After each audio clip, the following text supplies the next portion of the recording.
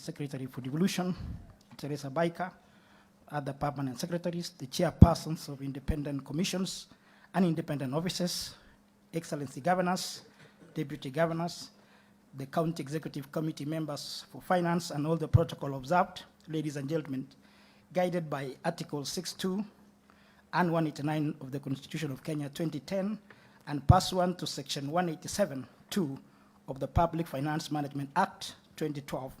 The Intergovernmental Budget and Economic Council is the body established by law to provide a platform for consultation and cooperation between the two levels of government. Your Excellency, the Deputy President and members of IBEC, I have perused through the various provisions of the law relating to convening of this meeting and wish to state that this IBEC meeting convened today, the 27th January 2025, is legally convened and has the requisite quorum as per the Public Finance Management Act 2012, Section 187.1. The meeting, therefore, can proceed or may proceed to conduct its business. Your Excellency, allow me at this point to invite the Chief of Staff, Madam Wakogi, to come and make her remarks and invite you to chair the meeting officially, sir. Thank you. Your Excellency, the Deputy President, riding on established protocols, I wish to welcome all to the 26th Ordinary Session. We have a QR code on the screen with all the documents for today's meeting. Mine is a simple task to request us to be upstanding as we invite His Excellency, the Deputy President, to make his remarks. Karibuni sana.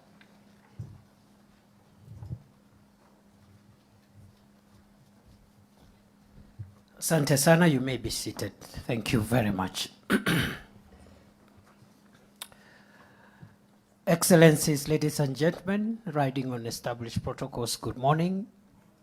Thank you for this early turn-up for this very important meeting. This is the 26th Ordinary Session of the Intergovernmental Budget and Economic Council, a statutory organ, a constitutional organ, established to foster good relations between the two levels of government. And therefore, I want to thank Council of Governors, Chairperson, and all the governors present today, members of county executive committees. I want to thank the cabinet secretaries present, the principal secretaries, and also the chairpersons and heads of constitutional commissions and independent offices, as well as members of those offices who are present with us today. Ladies and gentlemen, allow me just to say how important this meeting is. This meeting is established to ensure that on a regular basis we take stock of issues relating to the two levels of government on matters, budgets, and economic issues. Allow me also to say that since the last meeting, which was held in December, we have made some progress on a number of issues and matters before us through consultative and collaborative arrangements, as it is supposed to be. And I am delighted that we are consistently giving effect to our Constitution, Article 6.2, which requires the two levels of government to conduct their relations through mutual respect and through cooperation and consultation, as opposed to conflict and confrontation. Allow me also, ladies and gentlemen, excellencies, to say that so far, I think when we met last time, there were issues around fostering an understanding between the Council of Governors and the Controller of Budget, which is one of the independent offices. And I think that matter is work in progress, and we did achieve some consensus around the issues which were on the table at that time. I know after that meeting, another issue has arisen, and it's part of today's agenda. And that's why it should be. When you have different institutions, different offices, it is normal for us to have differences of opinion on a matter. What is not normal is to attack each other or to be confrontational and to bring disrepute to any of the offices that are established by our constitution. And therefore, I know we have some differences of opinion around the issue of education support by county governments, which is part of today's agenda. And I'm sure, will find some consensus around the issue one way or the other. We also have made some progress on certain other aspects relating to disbursement of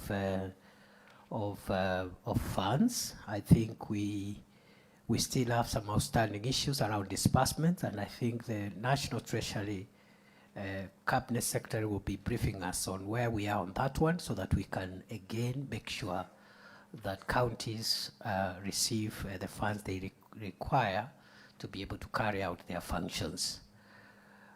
We had anticipated to build some consensus on the county government's additional allocations bill or law. We didn't manage because the parliamentary leadership has been on recess. We were trying to push for a meeting this week, but even this week is going not to work because the entire parliament is conducting their midterm review in Naivasha starting today until Friday. And therefore we have committed to look for the earliest opportunity next week where we can convene governments and parliamentary leadership to resolve the issue of county government's additional allocations bill. Other than that, I think we have on the agenda today issues around the division of revenue as proposed. Again, we don't expect to agree on day one. And the purpose, therefore, of today's meeting is to try building consensus, even as we approach the next financial year, so that we can agree on how to share the revenue between the two levels of government. I think the agenda is as provided in your documents that you have, but allow me to say we have a number of joint programs which we are carrying between national government and county governments.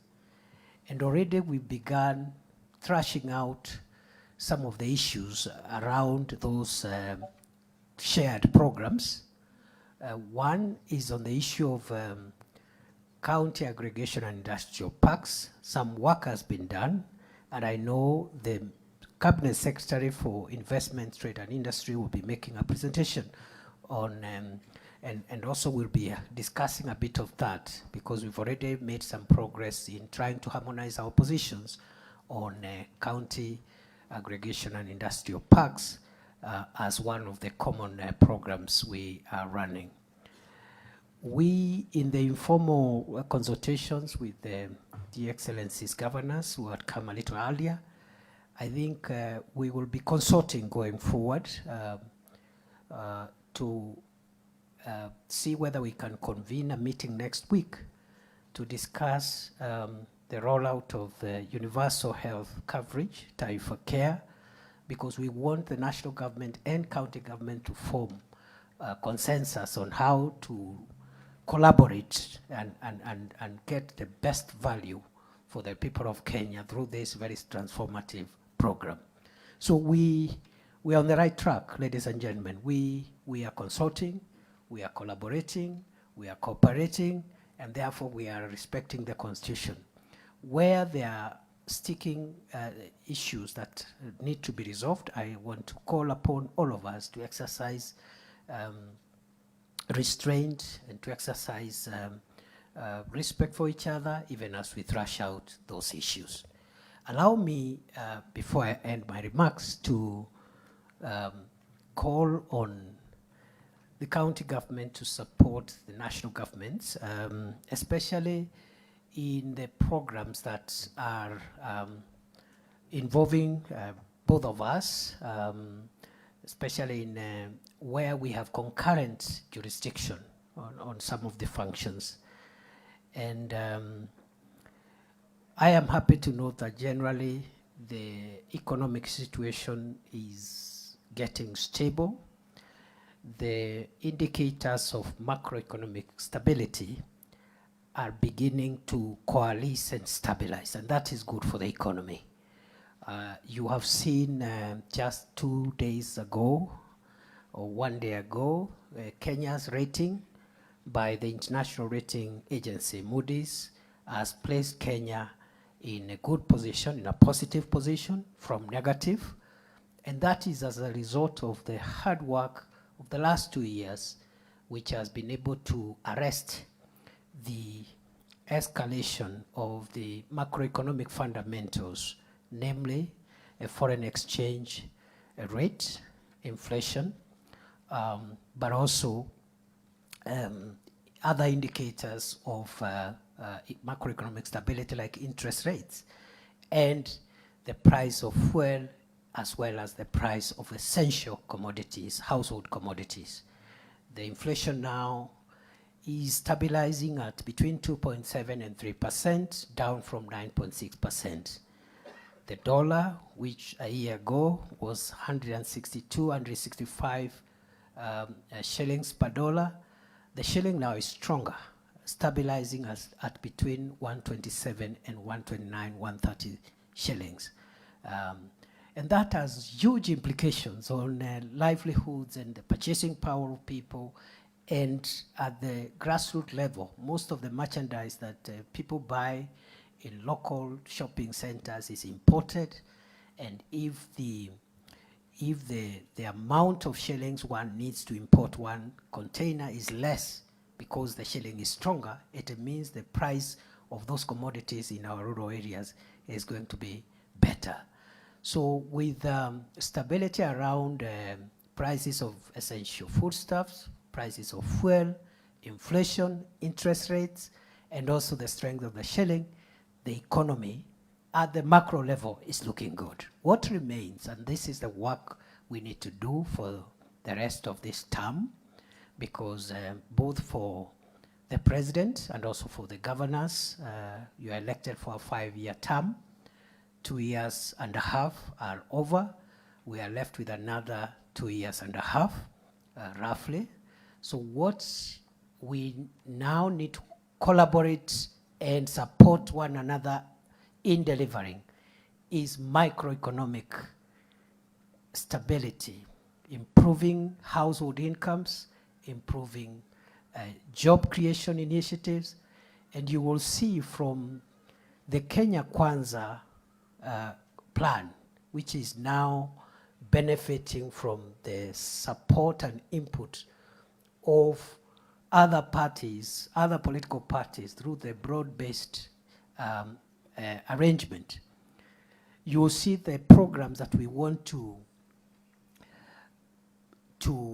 keep an eye on are in 7 broad areas. One, we will keep an eye on macroeconomic stability. We don't want interest rates and the foreign exchange rates and the other fundamentals, including inflation, to roll back. So we are keeping an eye on macroeconomic stability. CS Mbandi is here, is quite clear with the agenda for making sure that we don't roll back on macroeconomic stability. Second area of mutual and collective effort is the revitalization of the sectors where the key value chains that have the highest impact on the greatest number of the people of Kenya are situated. We need to revitalize the sectors where the value chains that bring incomes, jobs, to the highest number of Kenyans are situated. What are these sectors. And what are these value chains? These are sectors and value chains in agriculture, livestock development, fisheries, the blue economy, and mining. So that is our second golden key for transforming Kenya and taking us to the next level in terms of empowerment of citizens. Number 3, other than macroeconomic stability and value chains in those sectors, we are also investing seriously, and this calls for joint effort from both levels of government in support infrastructure that unlocks the potential of the value chains I have already identified. This support infrastructure is in the roads network, power, electricity net connectivity, ICT connectivity, both in terms of the backbone connectivity, but also in last mile connectivity and the establishment of ICT hubs. This support infrastructure also includes the establishment and operationalization of county aggregation and industrial parks, manufacturing and industries, and also this infrastructure involves the establishment and operationalization of special economic zones, as well as the markets, the economic stimulus markets that we again jointly are setting up across the country. So these are some of the infrastructure that will support the revitalization of the value chains in agriculture, livestock, fisheries, blue economy, and mining. Number 4, or is it number 5? We are engaged in job creation. And in job creation, we are looking at creating jobs locally in the economy, but also creating digital jobs, as well as providing avenues for labor mobility outside the country. Those are the 3 pillars of our job creation initiatives. We are creating jobs locally. How are we doing it? Through the housing program, through expanding SMEs and private sector, and so forth and so forth. But we are also creating digital jobs, which has huge potential. Content creators and the whole infrastructure of ICT hubs will help us in unlocking digital jobs. But also we have the labor mobility program, what the labor people are calling Kazi Maju. But we also have Kazi kwa ground na Kazi mtandaoni. Those are the 3 pillars of our job creation initiatives. The next pillar, the next golden key, other than that, is the housing program. The housing program alone is a transformative program. It is so transformative that housing program, if it is consistent for the next 10, 15 years, will transform Kenya and its ranking in the Human Development Index. If you see the countries that rank highly in the Human Development Index, many of them, the type and quality of the dwellings of the people is one big criteria that pushes countries upwards. If you have more people living in decent dwellings, then your Human Development Index goes up. Singapore, for example, 99% of the people of Singapore, which is number 1 in the Human Development Index, 99% of the people of Singapore are homeowners. And that's where Kenya is venturing into. So the housing program provides dignified dwellings for the people of Kenya, improving our ranking in the Human Development Index, but also it is creating jobs, but also it is stimulating the construction industry. You know, people selling cement and steel and so forth and so on are getting, they're getting stimulated in terms of growth of that sector. So that again is another pillar. That is number 5. The last 2 golden keys, which we believe will unlock Kenya's transformation at the micro level, household level, are in the social sector. All the others I have mentioned are in the economic sector. But in the social sector, two programs. One is the health sector, through universal health coverage, through Taifa Care, where every Kenyan will be ensured eventually. Every citizen of Kenya will have will have access to a medical cover. It's not a small matter. Even developed countries have tried universal health coverage without success. President Obama in 2016 brought Obamacare. It was controversial, it was politicized. It went to the Supreme Court. Much of it was removed by the Supreme Court. But the American health insurance scheme today that serves them are the vestiges of Obamacare until today. And therefore, even for us as a country, we have had false starts before. President Kibaki tried it when Charity Ngilu was Minister for Health. Politics came in and the state rolled back.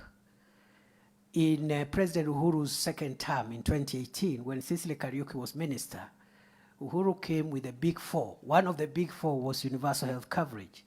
Politics set in, the state pulled back. This time round, President Ruto has decided we'll not pull back. We will proceed with this transformative intervention because of its potential to really save on household incomes. A lot of families have become poor because of too much expenditure out of pocket on health bills. Many of the middle class, many of us, especially politicians, we have participated in endless harambes, and the only way to make sure that we save our money and the middle class saves its money is to reduce the number of people doing health-related harambes. The program is just started 2-3 months ago. You expect it to have teething problems, and that's why we are asking for your support, even as we convene next week to look at where the gaps are, the two levels of government, to perfect. And our argument as national government, led by President Ruto, is that you better have a not very perfect system of medical insurance than no insurance at all. So today, for example, previously only 9 million Kenyans were insured under NHIF. Today, 19 million Kenyans are insured. So you are better off with more Kenyans insured with a scheme which is being improved than have many Kenyans who are left for, to take care of their medical situations through drinking herbs and concoctions and seeing witch doctors. So we are on course. We want to target around 40 million, 45 million Kenyans in the shortest time possible. And when we meet and consistently keep on reviewing, this program will transform Kenya. You will understand NHIF only used to insure people who either have a salary or the ability to pay. This Taifa Care is insuring everybody. The only challenge is that those of us who earn a little more are sacrificing a little. You pay a little more, but then it saves you from attending so many harambes. So eventually, there is a balance in terms of your income. And then those who are paying lowest, 500 shillings, are now paying 300. And those who can't afford the 300, there will be a means testing tool which will waive the 300. So I'm wondering how really honest we can be to oppose a health insurance scheme that is free to those who cannot afford. It's a very difficult task to oppose such a scheme.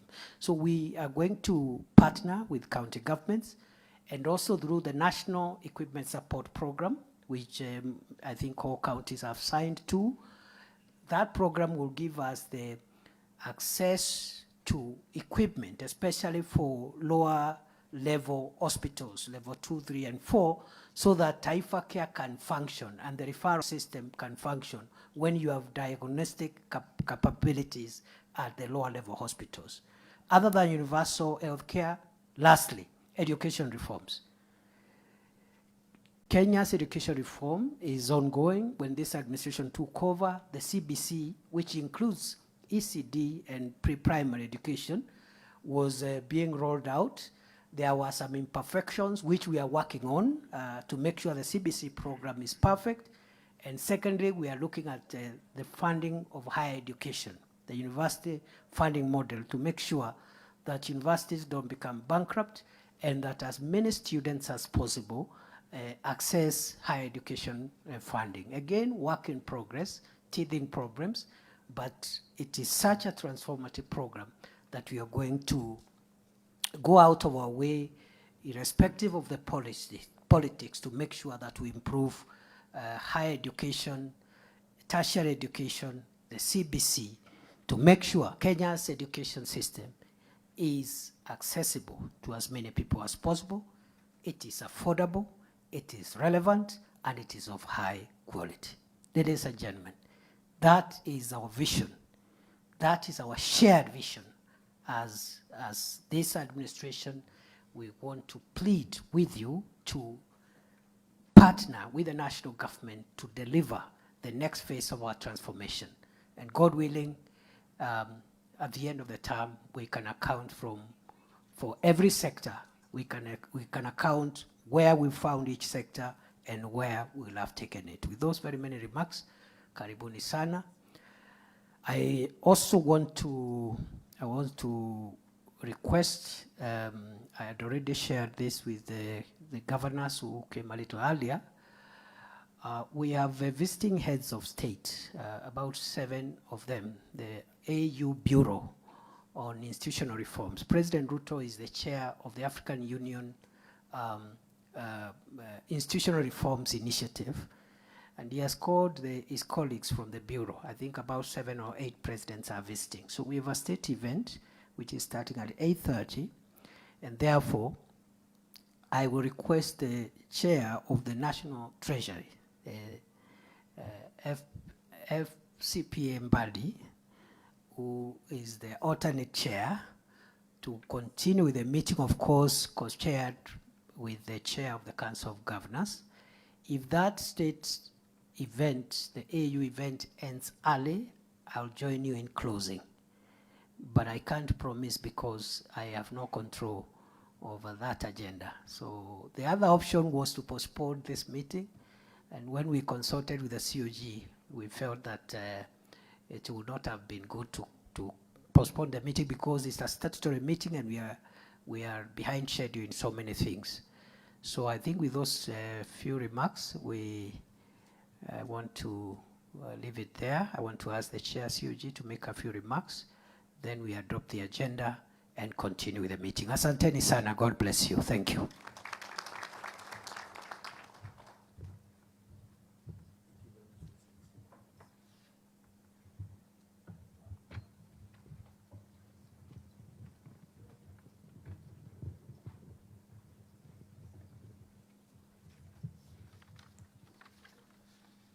Your Excellency, the Deputy President, Excellency Governors, CS for Treasury, all protocols observed.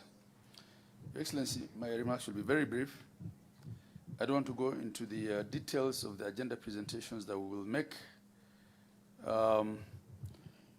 And I associate with a lot of the comments that you have made. For the few empty chairs that you see, Your Excellency, we'll get used to the new timings. Very quickly on a couple of items. On disbursements, as you have mentioned, we have 2 tranches of disbursements that are in arrears. There is about 15 billion for 23 counties relating to the month of December, and 33 billion thereabout for all the 47 counties relating to the month of January. I'm hoping that the CS Treasury will discuss that. On the budget policy statement, we have a detailed report which we will discuss. We are in support of the accrual system, but we will make a contribution on the substantive agenda. On the medium-term debt management strategy, we may not have a lot of input, but in a sense it concerns us because it affects the division of revenue. Debt management has always been a concern for counties because of the fact that debt is a first charge on the revenues that are to be shared. So it affects us, but we don't have a lot of say in it. We will want to hear Treasury strategy. On division of revenue, we're hoping that this year we'll have a less contentious process of agreeing on the division of revenue. And also, we're hoping that this year, the coming year, 25-26, we will be able to agree on the division of revenue and have the County Allocation of Revenue Act passed by 31st of May, so that counties have time to also make their budgets by the end of June. That's what the law actually requires of us. And this ongoing year, you've seen the problems you've had. Of course, some of them were extraneous in the sense that they were unexpected.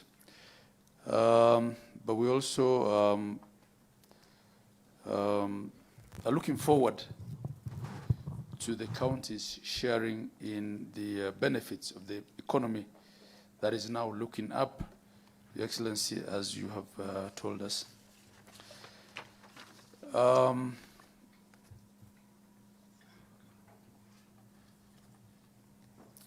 On County Allocation of Revenue Act, that will depend on the efficiency and effectiveness of that process that we have in agreeing on the DORA and how fast we can complete that. Your Excellency, the element in the room for the governors today really is the County Government's Additional Allocation Act for the year 24-25, which is yet to be passed. We have discussed the background and the issue of the Road Maintenance Levy Fund. We have proposals on the same, especially on the portion that does not relate to National Government Exchequer funds, the portion that relates to donor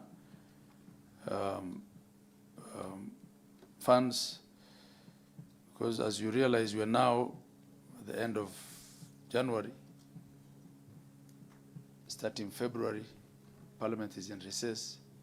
By the time, and the mediations had collapsed, so by the time they get back and Senate and the National Assembly agree on a mediated position, hopefully, there might not be much time to really implement those projects, and that's, we're talking of substantial amount of funding for development in the counties. So we're hoping that this meeting will agree on a way forward on that. There are matters to do with substantive agenda in terms of KIBES. We'll wait for the minister to present his position, and we will give our rejoinder based on the facts on the ground and based on the discussion that we had the other day. On issues to do with the unbundling, completion of the unbundling, I think we take notice of the Gazette notice that transferred functions, but we'll be discussing the funding for the same in the coming financial year as we agree on the division of revenue. Your Excellency, there are a couple of other resolutions of IBEC that had not been implemented. Issues to do with county headquarters for 5 counties. It's part of our agenda. The RMLF that I've actually talked of. Transfer of museum funds.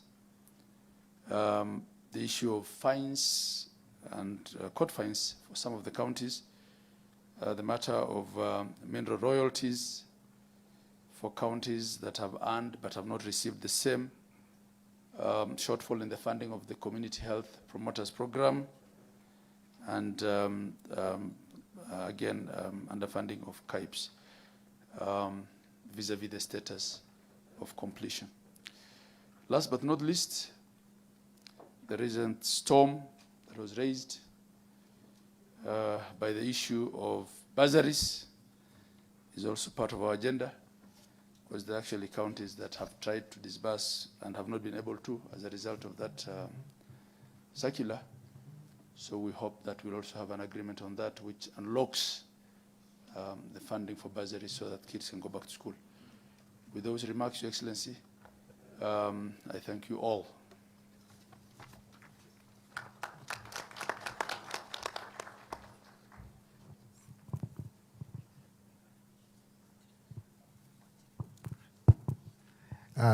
Thank you very much. I've been given some delegated power here. So thank you, Your Excellency. And we'll be co-chairing, as usual, with the Chair COG.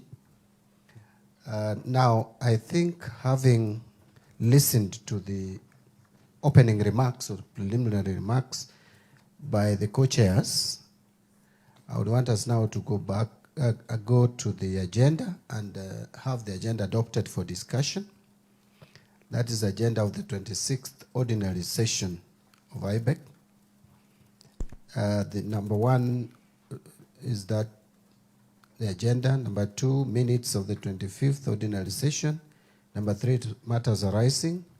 Then we'll have Ministry of Investment, Trade and Industry presentation. Then we'll have a presentation from the Ministry of National Treasury and Economic Planning. Then the Controller of Budget will give a presentation. CRA will follow. Then Council of Governors presentations. Yeah, I think that is it. Maybe, I don't know if there is room for AOB usually. Do we have room for AOB? Yes. So could we adopt the agenda for discussion? Proposer? The Governor for Baringo is proposing. Seconder? Who is seconding?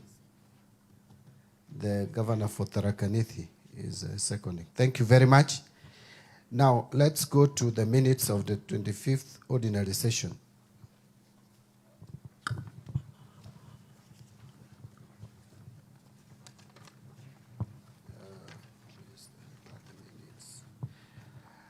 Yeah, so the minutes are in our files, in our folders. I hope we have the same arrangements. In my file, it's folio number 2. And we can see on the first page of 13 pages, there is the attendance list, which runs all the way to page, partly page 4.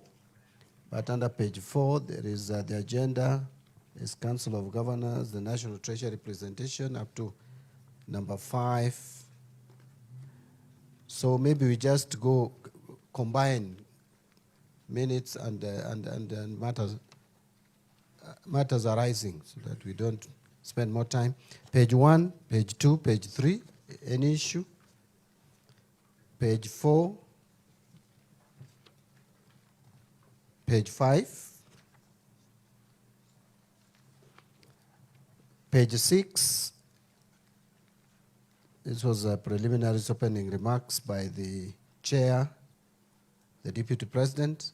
Then page 7 is chairperson of the Council of Governors and other issues, status report by the State Department for Devolution on Valuation and Transfer of County Assets. I think it's the major agenda there. Page 7. Page 8. Page 8. Yes, I can see a hand. The back, yes.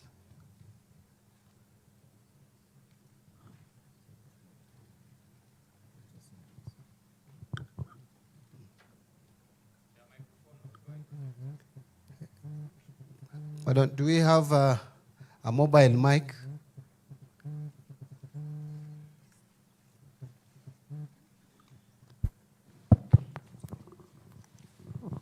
Thank you, Chairman. My name is Charles Kerich, the CEC for Finance for Nairobi County. The issue I am pointing